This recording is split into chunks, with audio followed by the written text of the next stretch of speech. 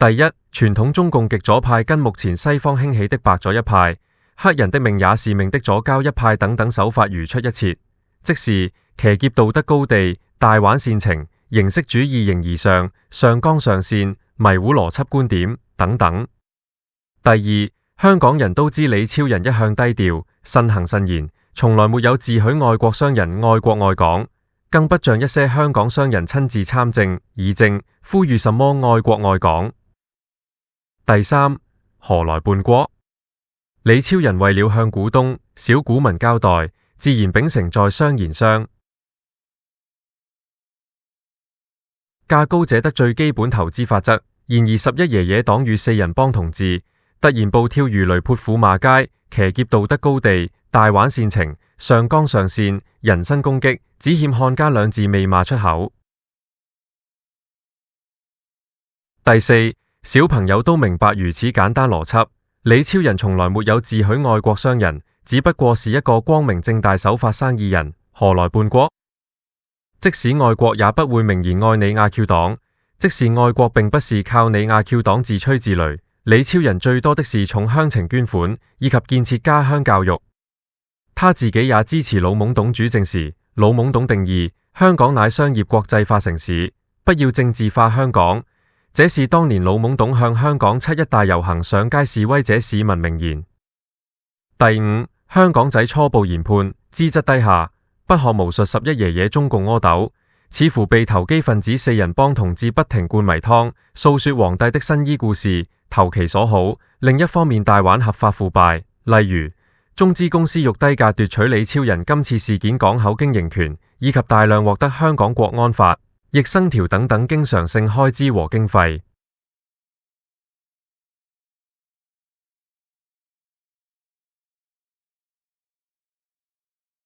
國務院總理李強發表政府工作報告，指出要全面準確、堅定不移貫徹落實一國兩制、港人治港等等祈福黨口號。第一，亦即是等同11爺爺開口埋口對發展中國家哄騙術一樣，命運共同體、休戚與共等等的祈福黨口號一樣，更加令人家看不起你阿 Q 黨，因為發展中國家都明白這完全背叛中國從來不結盟的國策。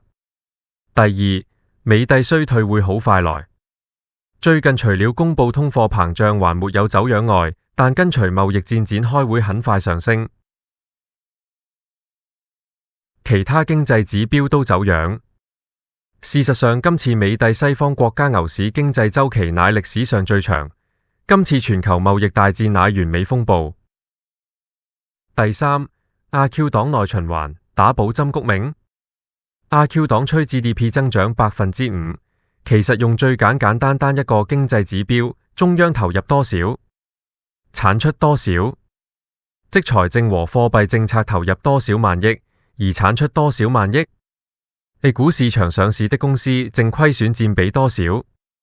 第四，轉貼《華爾街日報》在2024年第三季，也就是最近一個可獲得數據的季，在中國內地上市的公司中有將近1/4出現淨虧損。對中國 A 股市場上市公司公告的分析，這一比例比新冠疫情前高了1倍還多。中國公司正流失現金，川普貿易戰下壓力倍增。風傳媒對中國 A 股市場上市公司公告財報高負債不感意外，發現存在很多隱性債務，香港仔不披露了。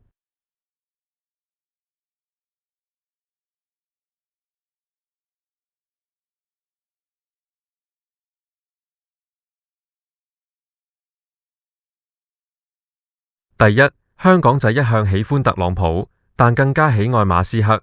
今天他們倆走出人類發展的里程碑，原因好簡單，他們倆生動地演繹出什麼是實事求是，什麼是 make sense， 什麼是邏輯，什麼是越簡單越先進。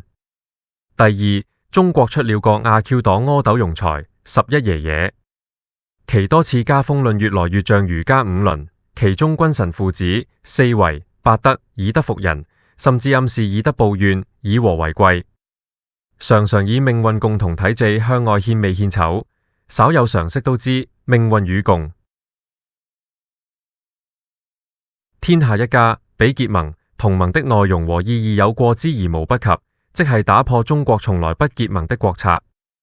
第三，今時今日21世紀11爺爺竟然如此家長式守舊唯我一尊，我們知道現代文明家庭管理必須適當的民主氛圍，鼓勵子女獨立性，包括獨立思考、秉承禮貌和修養等等。11爺爺更忘記毛澤東名言：人不犯我，我不犯人；人若犯我，我必犯人。四，香港乃孩王投其11爺爺所好，深諳11爺爺假大空、形式主義之道。香港乃孩王搞果樣衰果樣，洗腳唔抹腳，千億財赤如何冤枉花？緊跟隨擊攬11爺爺嚴重錯誤對美帝西方國家的戰略誤判，吹噓23條成立的重要性，卻造成美帝西方國家跟11爺爺阿 Q 黨徹底攤牌導火線轉捩點。五，今天事實證明反中亂港黑暴乃柴娃娃烏合之眾，國安法綽綽有餘。以往中聯辦主任每次演講都離不開強調一國兩制的重要性，馬照跑，舞照跳。然而香港乃孩王從來一句都不會提一國兩制，卻猛攬11爺爺什麼香港背靠強大祖國的支持。最近香港乃孩王發現不對勁，自己地位岌岌可危，再次提到一國兩制了。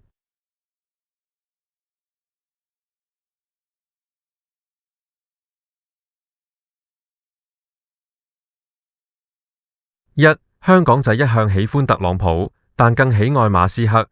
今天他們倆走出人類發展的里程碑，原因好簡單，他們倆生動演出什麼是 make sense， 什麼是邏輯，什麼是越簡單越先進。二，美帝 USAID 文化和價值觀輸出，美帝國防部冇王管，美帝總統權力等等貪腐濫權，令人震驚。美帝完全沒有審計監察。目前美帝一切都太遲了，反唔到轉頭，原因很簡單，美帝供應鏈、工廠、物資庫存、基建等等是不易建立的。即使美帝不計人工和材料成本通貨膨脹，根本冇可能，誓死要做，亦要10年8年才成氣候。三，2019年特朗普批評呢班反中亂港是暴徒，相反阿 Q 黨上行下效，個個明哲保身噤若寒蟬，即使火燒中聯辦門口牌匾，個個扮晒盲。四，今天 AI 好像當年貪多金互聯網泡沫，但 AI 卻不會像多金能夠起死回生，因為今天多金像水銀瀉地，無孔不入，3歲至80歲都可以用電腦或手機上網。五， AI 對香港仔毫無6處，各種網上翻譯、搜尋器足矣。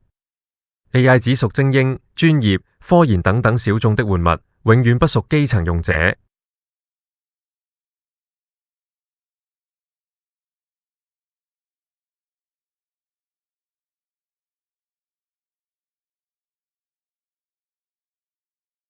使用接地氣方式，簡簡單單解話一下。阿 Q 黨中國 GDP 超過40%外向型，包括服務型類。然而，面對今天中國高失業率，人民更喜愛儲蓄。根據調查，輕度搭消費，阿 Q 黨呼籲也沒有用。即是說，2025年阿 Q 黨將面對內憂外患，如何自救？阿 Q 黨吃補藥，打補針也沒用苦。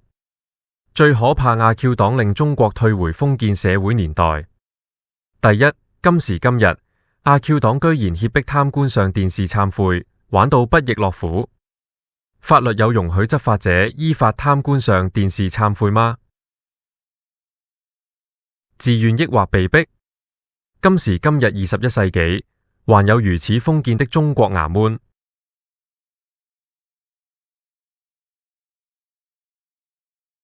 第二，今時今日，小朋友都明白，貪官上電視懺悔是否自願或利益隻數？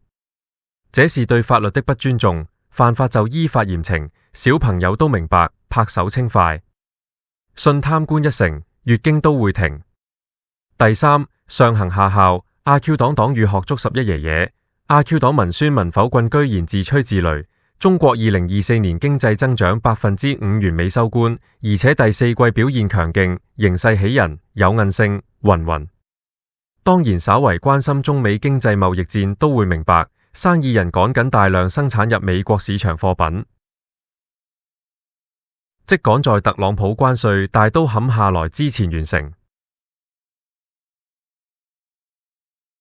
第四，最令人擔心，近年香港和內地商人全內卷，不投資、不參與，特區政府大陸化，空談有幾多外國公司來港註冊，卻不披露外資真金白銀投資多少，誤導市民，意向書等同投資書，隱瞞上年香港破產公司破紀錄，千億財赤如何冤枉花，寫字樓和店鋪重災區等等。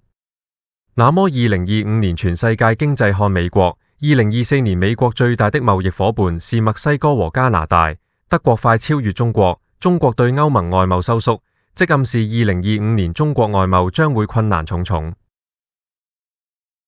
還有很多，歐明少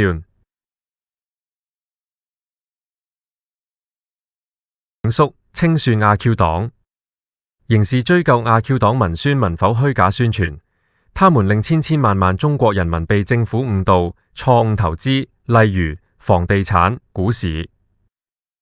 毛澤東紅線，丟掉幻想，準備鬥爭。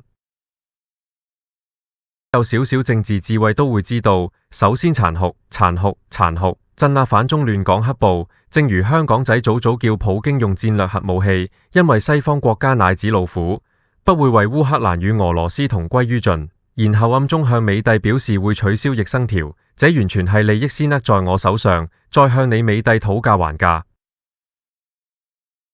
這就像當年美國國務卿基辛格秘密訪華翻版了。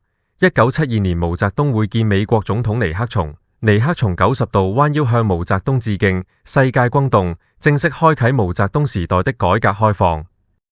第一，1974年新建成的廣州流花廣交會勾，美帝西方國家正式打開中國商品市場大門，交易總額按年增加4倍。第二，美國供應中國大陸貨品主要大豆、小麥、豬肉、牛肉、化肥、機床、發電和石油設備等等。第三，直至1980鄧小平的改革開放開啟，美帝西方國家開始供應中國大陸高級石油、先進直升機、可轉軍陸、航空工業品，包括波音航機和勞斯萊斯引擎、輪機、可轉軍陸等等。第四，美帝西方國家向鄧小平的改革開放低息貸款，跨國企業大力投資，日本大舉投資，政府更以超低息向華貸款等等。近年11爺爺不停吹噓守正創新，究竟什麼是守正？11爺爺絕對含糊其辭，自己也搞不清。其傳統骨子裏思維 DNA， 一尊皇上，封建儒家，阿 Q 精神等於中華5000年帝王將相文化文明等於馬克思主義中國化。至於什麼創新，小朋友都看出這只不過是11爺爺打着旗號幌子而已。為什麼毛澤東是徹頭徹尾馬克思主義者？真正馬克思主義者必會實事求是，直面對中華民族問題，即係孫大炮、中國人一盤散沙、梁啟超。中國人只有私德，沒有公德。毛澤東主張移風易俗，學雷鋒、樹新風，百花齊放，推陳出新。即係主張對待京戲藝術要去其糟粕，取其精華，加以繼承。這就是毛澤東對待中華民族5000年文化文明的態度。特朗普所謂美國再偉大，意味全世界資本市場必遭殃，中國受害必然更大。近季月中國經濟轉強乃最正常不過，阿 Q 黨民否竟然玩起意淫說中國經濟形勢大好。事實上，只要美帝經濟不走弱，全世界就是好。給大家警告，只要美帝經濟步向衰退，中國經濟將會係毀滅性打擊。原因資質低下，不學無術的11爺爺。喂 ，Coming soon。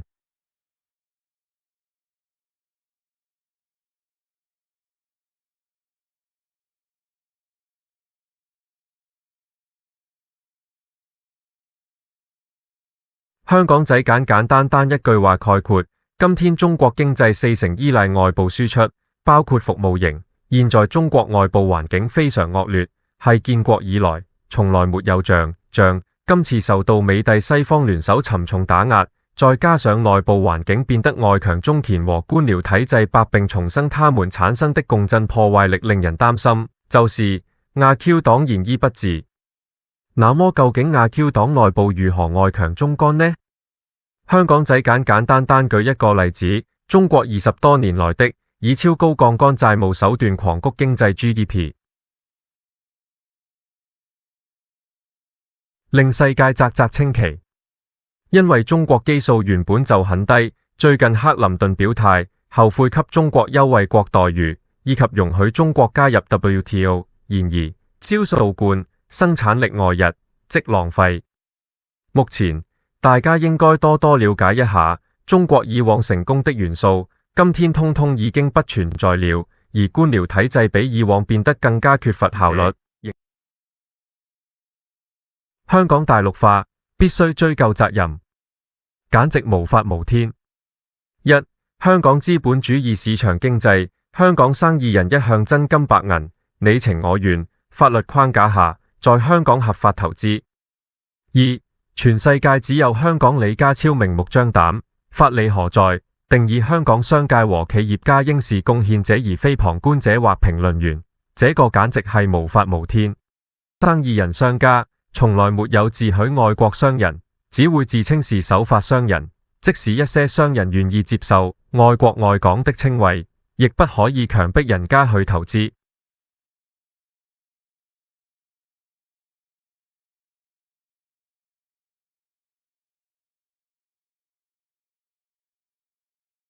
改革開放和今天中國所需要的改革開放有什麼不同？ Coming soon。第二，現在一些中港財經專家最大的共識就是中國必須發行超長期的國債10萬億去救經濟轉型、谷內需、谷公共服務業等等。他們的理據是2008年11月瘟演帝狂奔4萬億。事實上還要加上地方數萬億財政政策，成功救市救經濟。但Hong Kong Boy敢說今次10萬億投放將會更加令中國經濟和前途堪虞，除非11爺爺。第三，馬克思主義真理，社會需要不停變革，仲要係不停變革。第四，毛澤東1939年12月在延安各界慶祝史達林60壽辰大會上的一段話，馬克思主義的道理千頭萬緒，歸根到底就是一句話：造反有理，即等同今天我們高呼變革口號。即是說，閣下如果掌握馬克思主義，辯證唯物真理，就相信毛澤東係徹頭徹尾的馬克思主義者。因為毛澤東在當時歷史背景局限於自身見識成長下，只不過是人類歷史長河一丁點。毛澤東自然將文革、造反有理、革命進行到底，等同今天出現社會需要變革的呼聲一樣。第五，中國發展到今天，中國究竟急需什麼樣的改革呢？事實上，人類歷史長河正是在不停演變。投資市場更是千變萬化，如何拿捏呢？我們投資更需要辯證唯物看問題。近日中港股市狂飆，但有慘遭屠殺，屍橫遍野。11爺爺果然收到開竅了嗎？其本質乃超低下的民族主義者、形式主義者。第一，Hong Kong Boy 稍作簡單的介紹一下大原則，即係今天惡劣的內外環境配合下，中國經濟仍是內卷、低效率、老一套刺激經濟手段失效等等。第二，簡單的介紹一下阿 Q 黨學美帝 Q 可行嗎？根本係兩個完全不同的市場。美帝擁有太多有實力的小兄弟，以及美元、金融等霸權，形成今天美帝金融資本市場乃極度開放，極度全世界游資參與。第三，阿 Q 黨最大毒瘤正演變癌細胞，今次只不過是經濟問題。然而有任何不同意見者，竟被定義為唱衰者。中國還有前途嗎？誰要為此負責？第四，為什麼今天中國反貪腐，越反越腐，金額越來越大，誰要為此負責？第五，那麼阿 Q 黨其他毒瘤又如何呢？事實上，真正馬克思主義者必然明白阿 Q 黨必須改革，改革，即係必須動手術去除自身毒瘤。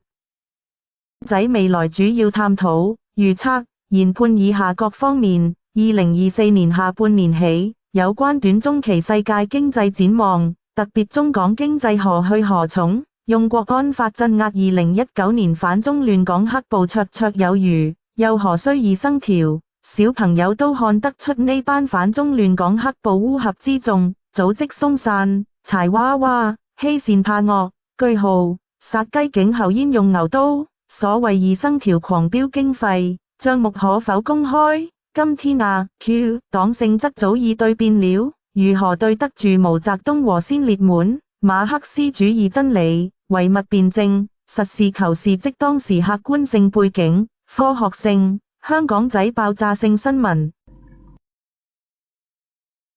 阿 Q 黨三中全會決定未提出如何解決短中期經濟問題具體方案。第一，舊調重彈政府對高科技製造業和科學創新的大力投資和資本投入。第二，1萬字的文件只輕輕一句完善擴大消費長效機制。第三，進一步舊調重彈實體產業政策等於戰略性產業等於延續中國製造2025計劃。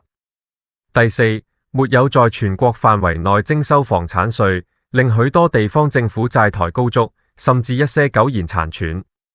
第五，倡建立生育補貼制度，以及建立自願的漸進式延遲法定退休年齡。